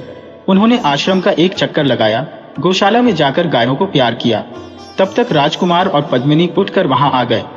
बाबा ने हंसकर कहा, पद्मिनी, तुम इस आश्रम में एक भी बूढ़ा पेड़ नहीं पाओगी, और देखो, जब हम गायों को पुचकारते हैं उनकी पीठ पर हाथ फिरते हैं तो उनके थनों से दूध की धारा बहने लगती है। पेड़ पौधे और पशु पक्षी भी प्यार के भूखे होते हैं। पद्मिनी ने आश्रम में निगाह डाली तो सचमुच उसे एक भी बूढ़ा पेड़ दिखाई नहीं दिया, और बाबा ने जब गायों को दुधाया और उनकी पीठ पर हाथ फिराया तो उनके थनों से दूध की धाराएं बहने लगी। पद्मिनी चकित रह गई। ऐसा दृश्य उसने पहले कभी नहीं देखा था। आश्रम में मेहमान एक दिन रहना चाहते थे। बाबा के प्रेम ने उन्हें 4 दिन रोक लिया। वहां के वातावरण में पद्मिनी का मन इतना रम गया कि जब विदा होने का समय आया तो वह रोने लगी। बाबा का दिल भी भर आया। उन्होंने कहा, पद्मिनी, आश्रम तुम्हारा है, जब जी में आई फिर आ जाना। राजकुमार ने बाबा को खड़ाऊं लौटा दिए और उनका आशीर्वाद लेकर आगे बढ़ चले। राजगढ़ अभी दूर, बहुत दूर था। बाबा के आश्रम से निकलते ही अचानक राजकुमार को उस राजकन्या का ध्यान आया जिसे उसने वृक्ष की जड़ से रोग मुक्त किया था। राजा ने उससे आग्रह किया था कि वह उनकी घोषणा के अनुसार पुत्री का वरण करे और उनका आधा राज्य ले ले। राजकुमार ने अपने घोड़े को उसी नगर की ओर मोड़ दिया और कुछ ही समय में राजकुमार और पद्मिनी उस नगर में पहुंच गए। राजा राजकुमार के आगमन से बहुत आनंदित हुए और जब उन्होंने पद्मिनी को देखा उनका हृदय गदगद हो गया। उन्होंने राजकुमार और पद्मिनी का पूरे सम्मान के साथ स्वागत किया। राजा ने राजकुमार से राजकुमारी को साथ ले जाने का अनुरोध किया तो राजकुमार ने सहर्ष स्वीकार कर लिया। लेकिन जब राजा ने अपना आधा राज्य देने का प्रस्ताव किया तो राजकुमार ने उसे लेने में असमर्थता प्रकट की। राजकुमार ने एक दिन वहां ठहरकर राजा का आतिथ्य स्वीकार किया और अगले दिन पद्मिनी और राजकुमारी को साथ लेकर राजगढ़ की ओर रवाना हो गया। उनका अगला पड़ाव अब भभूत वाले बाबा के यहाँ था। मेहमानों का काफिला अब उसी ओर बढ़ रहा था।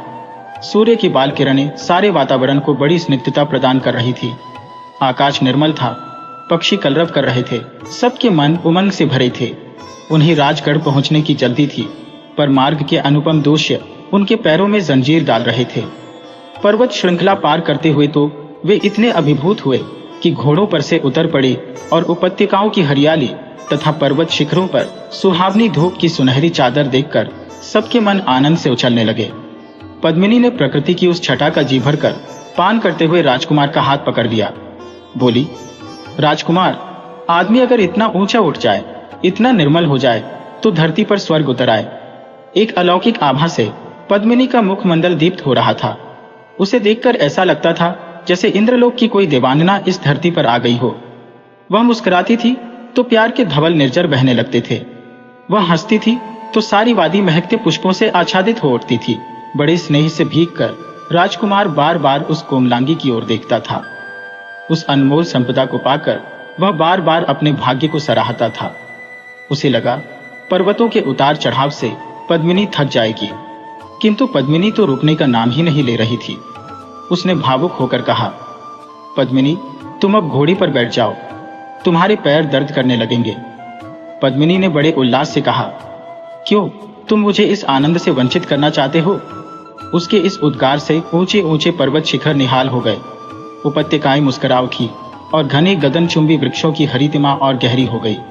जाते समय राजकुमार ने वह पर्वतमाला बिना इधर उधर देखे यूं ही पार कर ली थी, किंतु आज तो उसके साथ एक ऐसा प्रकाशपुंज था जिसके आलोक में भीतर बाहर कहीं भी अंधकार रह नहीं सकता था। वे लोग घोड़ों पर सवार हो गए, पर्वतों को लांघकर फिर मैदान में आ गए। राजकुमार ने हंसकर कहा, हम लोग भी कैसे हैं? जहां घोड़ों पर बैठना चाहिए था वहां बैठे नहीं, लेकिन जहां पैदल चल सकते थे वहां घोड़ों पर सवार हो गए हैं। पद्मिनी यह सुनकर चुप न रह सकी। बोली, राजकुमार, आदमी पैदल चलता है तो धरती को उसका खोया बेटा मिल जाता है। पहाड़ों में पैदल न चलना पहाड़ों का अपमान करना है। पद्मिनी की इस बुद्धिमत्ता से राजकुमार का रोम रोम पुलकित हो उठा। वह क्षण भर उसकी ओर देखता रह गया। बाबा का आश्रम अब दूर नहीं था। राजकुमार ने कहा, पद्मिनी, अब हम उन बाबा के आश्रम में पहुंच रहे हैं जिन्होंने मुझे एक ऐसी चमत्कारी भभूत दी थी जिसे खाकर मुझे कोई नहीं देख सकता था और मैं सबको देख सकता था। फिर कुछ रुक कर बोला, उसी भभूत को मुंह में डालकर मैंने तुम्हारे सिंहल द्वीप में प्रवेश किया था। पद्मिनी ने कहा, तो तुम मेरे महल में भी आए होंगे? नहीं, राजकुमार बोला, मैंने तुम्हारे महल को बाहर से देखा था, भीतर क्यों नहीं आए? राजकुमारी ने थोड़ा व्यग्र होकर पूछा, महल में जाना चाहता था, लेकिन जाने क्या सोचकर मुझे डर लगा। फाटक बंद था, खोलने की हिम्मत नहीं हुई। नगर का एक चक्कर लगाकर लौट आया। तभी मुझे अचानक ध्यान आया कि मैं अदृश्य तो हो गया हूँ, पर अपने असली रूप में कैसे आऊंगा। जब मैं इस चिंता में डूबा था कि यही बाबा सामने आ खड़े हुए। मैंने उन्हें अपनी चिंता बताई तो उन्होंने भभूत की एक डिब्बी और दी और कहा कि इसे खाओगे तो अपने असली रूप में आ जाओगे। यह कहकर बाबा अंतर्धान हो गए। पद्मिनी यह सुनकर हंस पड़ी। बाबा का आश्रम आ गया। आश्रम से कुछ दूर वे घोड़ों से उतर गए और पैदल वहां पहुंचे। बाबा आश्रम के पौधे को पानी पिला रहे थे। राजकुमार और उसके साथ एक गौरांग महिला को देखकर समझ गए कि वही पद्मिनी है। एक दूसरी राजकुमारी और थी। बड़ी आत्मीयता से उन्होंने उनका स्वागत किया और अंदर आश्रम में ले गए। साधु संतों के प्रति पद्मिनी के मन में सदा से बड़ी आदर सम्मान की भावना रही थी। वह बार बार बाबा के तेजस्वी चेहरे को देखती थी। उनके सानिध्य में सारा आश्रम बड़ा भव्य लग रहा था। पद्मिनी ने उल्लसित होकर सांस ली और अपने आसन पर बैठकर आश्रम की एक एक चीज को निहारने लगी। थोड़ी देर में बाबा के भक्तगण आ गए। वे मेहमानों को देखकर चले गए और थोड़ी देर में सुगंधित रंग बिरंगे पुष्पों की मंजूषा लाए। उन पुष्पों का उपहार पाकर मेहमान आनंद विभोर हो उठे। बाबा ने कहा, हमारी यही संपदा है। बाबा के इस निश्चल व्यवहार से पद्मिनी ने सिर झुकाकर बाबा के चरणों में प्रणाम किया। बोली, बाबा, इससे अधिक मूल्यवान धन दौलत और क्या होगी। जाते समय राजकुमार ने उस आश्रम को सरसरी निगाह से देखा था। आज जी भरकर देखा। पद्मिनी साथ थी। इससे उसे और भी आनंद आया। आश्रम की हर चीज से प्रेम टपक रहा था। वह एक अलौकिक संसार था। विषाद का वहां नाम नहीं था, उल्लास ही उल्लास था। राजकुमार ने कहा, पद्मिनी, ऐसे ही हमारी प्राचीन तपोवन रहे होंगे और ऐसे होंगे उनके संचालक। बाबा को देखो, लगता है उनके भीतर अमृत भरा है। पद्मिनी तो ऐसा पहले से ही अनुभव कर रही थी। वह तो मानो अमृत से भरे सरोवर में अवगाहन कर रही थी। आश्रम में वे 3 दिन रहे। उस धर्मालय को छोड़ने को उनका मन नहीं हो रहा था, पर राजगढ़ का मार्ग बड़ी बेचैनी से उनकी बाट जोह रहा था। बाबा कुछ दूर तक उनके साथ आए और आश्रम के जलाशय पर उन्हें आशीर्वाद देकर चले गए। जाते जाते कह गए, किसी जमाने में कण्व ऋषि ने इसी प्रकार राजा दुष्यंत को अपने आश्रम से विदाई दी थी। उनका मार्ग अभी निरापद नहीं था। कुछ रुकावटें और थी जिन्हें राजगढ़ पहुंचने से पहले पार करना था। अब आने वाली थी जादुई नगरी। राजकुमार ने चुपचाप उंगली की अंगूठी देखी। उसे अचानक विचार आया, यह अंगूठी उसकी तो रक्षा कर लेगी, लेकिन यदि पद्मिनी के सामने कोई संकट आ गया तो क्या होगा। उसने मन को समझाया कि अब तक की सारी बाधाएं दूर होती गई है, तो आगे की बाधाएं उसका कुछ भी बिगाड़ नहीं कर सकेंगी। वे लोग आगे बढ़ते गए। काफी चलने पर जब बस्ती की इमारतें दिखाई देने लगी तो राजकुमार ने कहा, यह लो, आ गई वह नगरी जहां मैंने एक रात बिताई थी। उसने उसे सारी बात सुना दी। सुनकर पद्मिनी के चेहरे का रंग फीका पड़ गया। यह देखकर राजकुमार ने कहा, पद्मिनी, डरने की कोई बात नहीं है, तुम निश्चिंत रहो। नगरी में घुसकर वे सब जादूगरनी के घर पर गए। आज उस घर के बाहर बुढ़िया नहीं, युवती मिली। राजकुमार को देखते ही दौड़कर उसके पास आ गई। उसका चेहरा खिल रहा था। बोली, मैं कब से तुम्हारी राह देख रही थी। फिर उसने पद्मिनी की ओर देखकर कहा, वाह, यही है पद्मिनी जी। आओ बहन, अपने घर में आओ। दूसरी राजकुमारी का भी उसने सम्मान किया। वह उन्हें बड़े प्यार और आदर से अंदर ले गई। घर के ठाट बाट देखकर पद्मिनी का सारा भय काफूर हो गया। वहां डरावना कुछ नहीं था। एक आरामदेह पलंग पर उसने राजकुमार और पद्मिनी को बिठा दिया। फिर उनके लिए कुछ व्यंजन तैयार किए। सबने आनंद से खाना खाया। राजकुमार को अचंभा हो रहा था कि जब यहाँ बंदी बनकर रहा था तब यह घर कैसा था और यहाँ का वातावरण कैसा था। आज सब कुछ बदल गया था। वह महल जैसा था। भोजन करके युवती ने कहा, आप लोग थके होंगे, रात भर विश्राम कर लो। कल बड़े तड़के हम लोग यहाँ से रवाना हो जाएंगे। राजकुमार जब उसे बाल लौटाने लगा तो उसने कहा, अब मुझे इनसे क्या लेना देना, मेरी मनोकामना पूरी हो गई, मुझे अब और क्या चाहिए। राजकुमार ने बालों को फेंका नहीं। उन्हीं की बदौलत तो उसे इतना बड़ा सौभाग्य प्राप्त हुआ था। उसने बड़े आदर भाव से उन्हें एक ही ओर को रख दिया। बड़े सवेरे उठकर युवती ने राजकुमार और पद्मिनी को जगाया। वे उठे और तैयार होकर घर के बाहर आए। युवती ने आंसू भरी आंखों से हाथ जोड़कर उस घर से अंतिम विदा ली और राजकुमार और पद्मिनी के साथ रवाना हो गई। चलते समय राजकुमार को वजीर के लड़के की याद आई, जिसने अपने प्राण मुंह में रखकर एक रात यहाँ बिताई थी। अब वह आज के खुशी के दिन के देखने के लिए वहां नहीं था। जहाज से उतरने के कुछ दिन बाद ही राजकुमार ने उसे राजगढ़ भेज दिया था, जिससे वहां उनके स्वागत की तैयारियां हो सकें। वे सब आगे बढ़े। जादू की नगरी पीछे छूट गई। पद्मिनी और युवती के बीच बातें चल पड़ी। पद्मिनी ने पूछा, बहन, तुम इस काम में कैसे पड़ गई? युवती ने उत्तर दिया, यह हमारा पुश्तैनी धंधा है। कब से आरंभ हुआ मैं नहीं जानती, पर मेरी माँ ने मेरे पिता को उसी प्रकार पकड़ा था जिस प्रकार मैंने राजकुमार को पकड़ा। मेरे पिता भी धवनगढ़ के राजकुमार थे। मेरी माँ को सिद्धि प्राप्त थी कि आदमी को जो चाहे वह बना दे। सबसे आसान आदमी को मक्खी बनाकर रखना था। वह उड़ नहीं सकती थी, जहां चिपका दी चिपकी रहती थी। मैंने अपनी माँ से वह सिद्धि प्राप्त कर ली। पद्मिनी ने गंभीर होकर कहा, यह अच्छा काम तो था नहीं। युवती ने इस पर क्रोध नहीं किया, सहज स्वर में बोली, बहन, अच्छा हो या बुरा, पुश्तैनी धंधा तो चलता ही है। फिर वह थोड़ा चुप रहकर बोली, तुम विश्वास नहीं करोगी, पर सच यह है कि मुझे भी वह अच्छा लगता था। रूप बदलते आदमी का शरीर सूख जाता था, उसका तेज मंद पड़ जाता था। जब तक वह वहां से निकल भागने का इरादा छोड़ नहीं देता था, हम भी अपने काम से बाज नहीं आते थे। माँ उन्हें कुत्ता बना देती थी। बेचारे दिन भर भौंकते रहते थे। अगर तुम उनकी हालत देखती तो तुम्हारा कलेजा बैठ जाता। पर हम लोगों की दया ममता तो मर गई थी। मुझे खुशी है कि उस घिनौने धंधे से मेरा पिंड छूट गया। राजकुमार धीरे धीरे कोई गीत गुनगुना रहा था। पद्मिनी ध्यान से सुनने लगी। उसके लिए यह एक नया अनुभव था। प्यार से बढ़कर जगत में और क्या है? नेह का नाता, नहीं तो जिंदगी का अर्थ क्या है? हाथ में सब कुछ तुम्हें मिल जाएगा। इस धारा का राज्य भी तुमको सुलभ हो जाएगा, किंतु पा सकते नहीं तुम प्यार। है बड़ा अनमोल मानव का दुलार। राजकुमार का कंठ सुरीला था।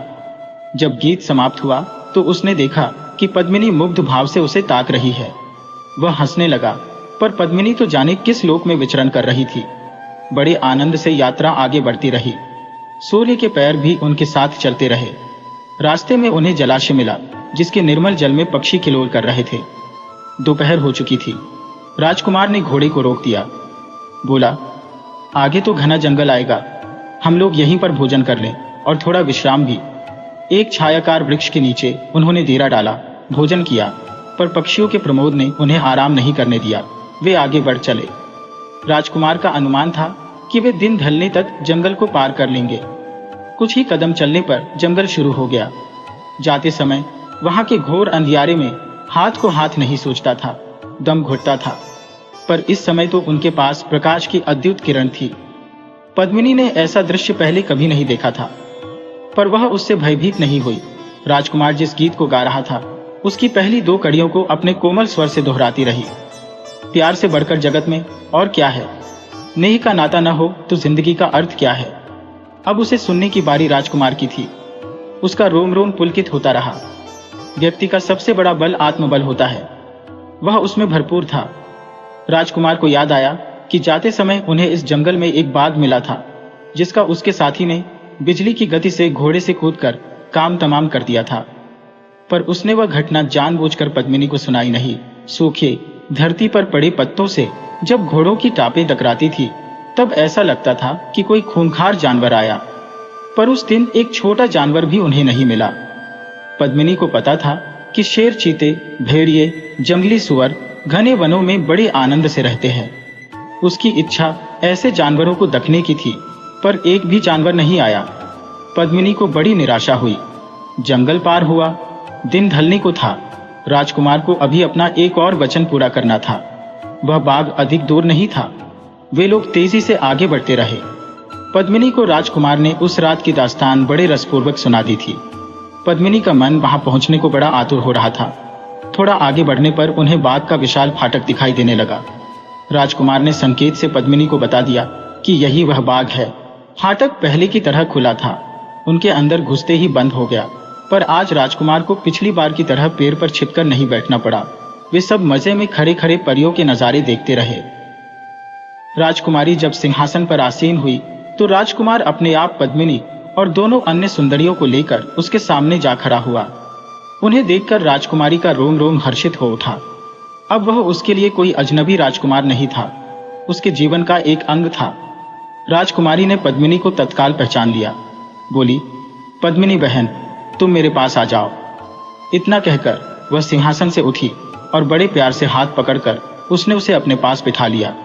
इसी बीच राजकुमार ने दूसरी राजकुमारियों का परिचय करा दिया। राजकुमारी ने उनका भी स्वागत किया। वह बाग अब उन विशेष मेहमानों की उपस्थिति से कई गुना जगमगा उठा। राजकुमारी ने उनके ठहरने की व्यवस्था कर दी। उसने राजकुमार से कहा, मुझसे मिलने और मुझे विदा देने के लिए मेरी सखियां बहुत आतुर हैं। कल वे सब यहाँ इकट्ठी होंगी। परसों हम लोग यहाँ से प्रस्थान कर देंगे। राजकुमार ने बड़ी प्रसन्नता से इस प्रस्ताव को स्वीकार कर लिया। अगले दिन उस बाग की शोभा देखते ही बनती थी। दूर पास की छोटी बड़ी सारी परियां वहां इकट्ठी हो गईं। उन्हें देखकर लगता था कि इंद्रलोक धरती पर उतर आया। सबके हृदय उमंग से भरे थे। राजकुमार ने सबका मन मोह लिया था और पद्मिनी ने तो जैसे सब पर जादू कर दिया था। उसके सौंदर्य को देखकर परियों की गर्दन नीचे हो गई थी। पद्मिनी उनके बीच आमोद भरी मुद्रा में घूम रही थी। उसके जीवन में अब पूरी तरह नया मोड़ आ गया था। वह रात और अगला दिन उनका बड़े आनंद से बीता। परियों की राजकुमारी का विशाल परिवार वहां जमा हो गया था। उन्होंने मेहमानों को नाना प्रकार के मूल्यवान उपहार दिए। राजकुमारी के माता पिता भी आ गए। वे जिस लोक के स्वामी थे, वहां की प्रजा भी अपनी प्यारी राजकुमारी को विदा देने उमड़ पड़ी। जिसने उस समारोह को देखा धन्य हो गया। तीसरे दिन उन्होंने वहां से विदा ली। राजकुमारी के पिता ने विदाई के समय राजकुमार को अंक में भर लिया। उनकी आंखों से कई बूंदें टपक पड़ी। ममता केवल मर्त्यलोक की थाती नहीं है। ब्रह्मांड के सभी लोकों में मोह ममता के सागर लहराते हैं। सच यह है कि बिना प्यार ममता की कोई रह नहीं सकता। जिसके पास हृदय है, उसके पास प्यार की अनमोल संपदा है। मां ने बेटी को इतने आभूषण दिए कि उनको देखकर राजकुमारी अपने सिंहल द्वीप के आभूषणों को भूल गई। सबके जीवन का वह ऐसा अनुभव था जिसे कभी भुलाया नहीं जा सकता था। अब उन लोगों ने राजगढ़ की ओर प्रस्थान किया। जब राजकुमार वजीर के लड़के के साथ वहां से चला था, उसका मन तरह तरह की आशंकाओं से भरा था। सिंहल द्वीप का जो चित्र उसके सामने आया था, वह किसी भी साहसी के दिल को दहला सकता था। किंतु राजकुमार तो प्रतिज्ञाबद्ध था। उसे वहां जाना और पद्मिनी को प्राप्त करना था। उसने अपना हौसला बनाए रखा। फिर भी उसके मन के एक कोने में थोड़ा डर छिपा था। वह वहां कैसे पहुंचेगा? किंतु उसके बंद रास्ते एक के बाद एक खुलते गए। उसकी प्रतिज्ञा पूर्ण हुई। उसे वह बेशकीमती रत्न मिल गया, जिसे पाना बड़े भारी सौभाग्य की बात थी। पूरी टोली उत्साह से भरकर अपने गंतव्य की ओर जा रही थी। राजकुमार के आनंद की सीमा नहीं थी। कहावत है कि जीवन की सबसे बड़ी उपलब्धि सफलता है। यदि सफलता नहीं मिलती तो व्यक्ति अनुभव करता है वह पराजित हो गया।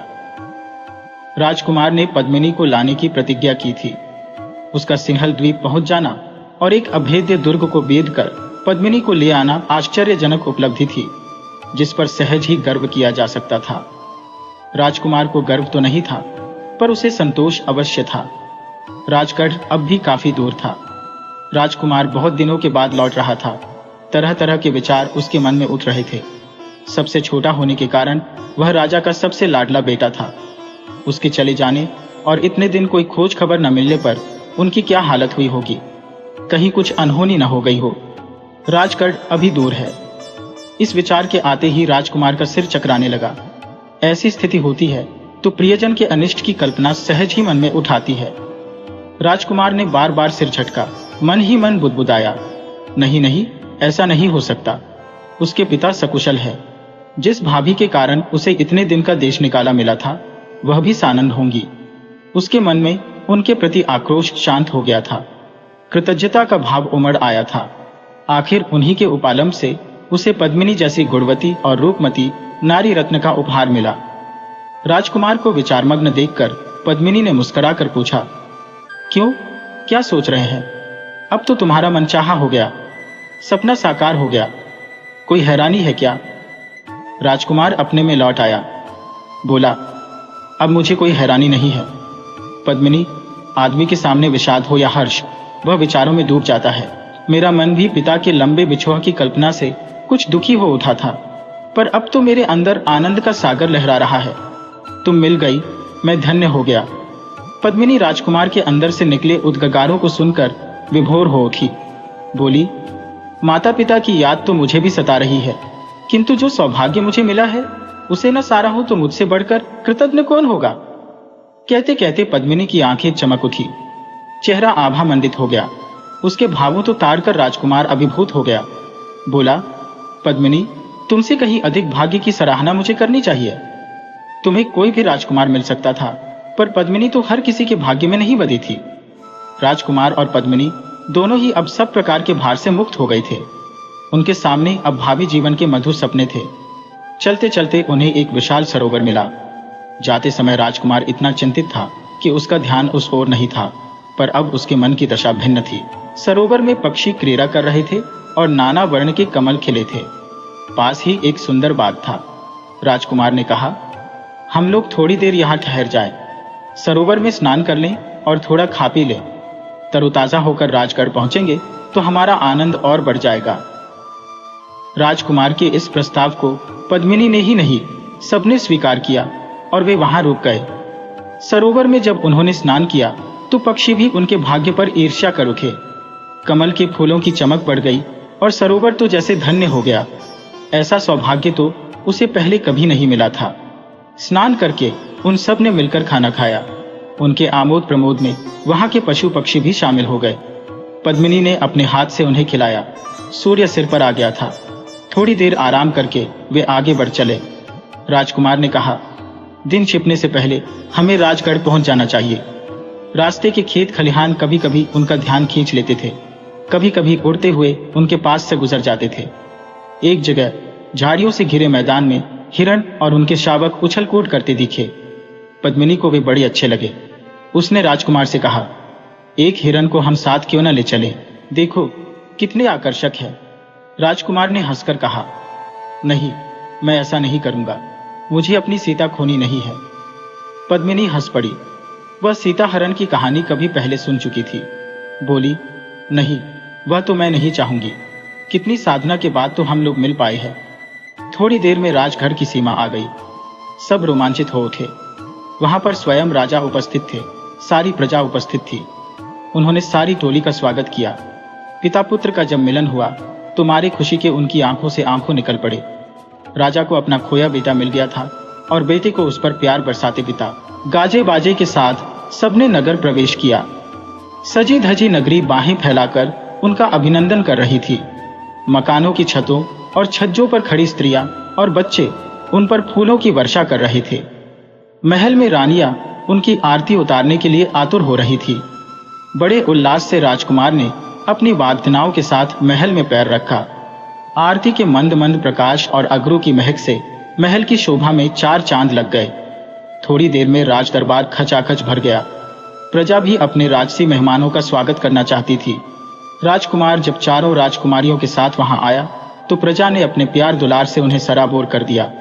छोटी राजकुमार के बिना जो राज दरबार सोना पड़ा था फिर जगमगा उठा। राज दरबार में राजकुमार तथा राजकुमारियों का स्वागत महल को देखकर सारी राजकुमारियों को अपने अपने महल क्षण भर के लिए याद आए जिन्हें वे पीछे छोड़ आई थी। तभी उन्हें ध्यान आया कि अब उन महलों से उनका सरोकार क्या है। वे अब राजकुमार से रिश्ता जुड़ जाने पर पराये हो गए हैं। छोटे भाभी को राजकुमार के सामने आने में थोड़ा संकोच हो रहा था। मिलने जुलने से अवकाश मिलने पर राजकुमार स्वयं भाभी के कक्ष में गया और उनके पैर छूकर आशीर्वाद मांगा। दोनों की आंखें बहने लगी। भाभी कुछ कहें कि उससे पहले राजकुमार ने कहा, भाभी, मैं तुम्हारा एहसान कभी नहीं भूल सकूंगा। यदि तुमने मुझे उल्हना न दिया होता तो यह हीरे सी राजकुमारियां कैसे मिलती। भाभी के मुंह से बस यही निकला। तुमने पद्मिनी को लाकर महल को जगमगा दिया। शुभ मुहूर्त देखकर राजकुमार के विवाह की तैयारियां की गई। बड़ी धूमधाम से विवाह हुआ। राजकुमार को एक से बढ़कर एक राजकुमारियां मिल गई। महल आलोक से भर गया। प्रजा आनंदित हुई, राजा सुखी हुआ। पर कहानी खत्म नहीं हुई और होती भी कहां, वह तो चलती रहती है। जीवन स्वयं एक लंबी कहानी है।